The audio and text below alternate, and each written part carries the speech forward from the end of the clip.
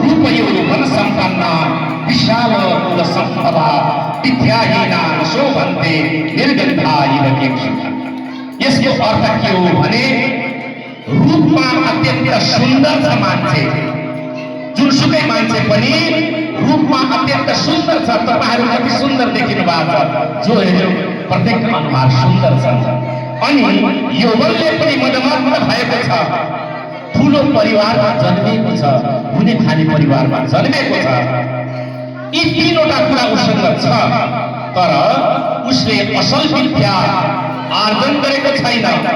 युग सुहाउँदो शिक्षा, समय सुहाउँदो शिक्षा उसले प्राप्त गरेको छैन भने जस्तै एउटा ढकमक्क फुलेको फूल, त्यो फूलमा सुगन्ध छैन, वासना छैन भने त्यो फूलको कुनै पनि मान्यता हुँदैन।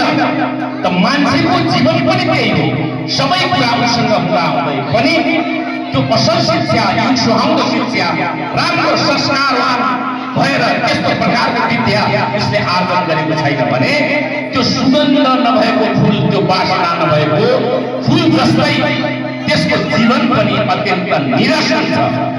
सुगन्ध भनेको के हो? मान्छेको प्रतिभा, सृजनशीलता, जोसँग सृजनशीलता हुन्छ, नयाँ नयाँ कुराहरूको आविष्कार गर्ने, नयाँ नयाँ कुराहरूको सिर्जना गर्ने, गीतको सिर्जना, गायनको सिर्जना, सङ्गीतको सिर्जना, कविताको सिर्जना, कथा लेखनदेखि लिएर निबन्ध लेखन, होइन त सबै कुराको सृजनशीलताले एकदमै पोख्त भएको हो।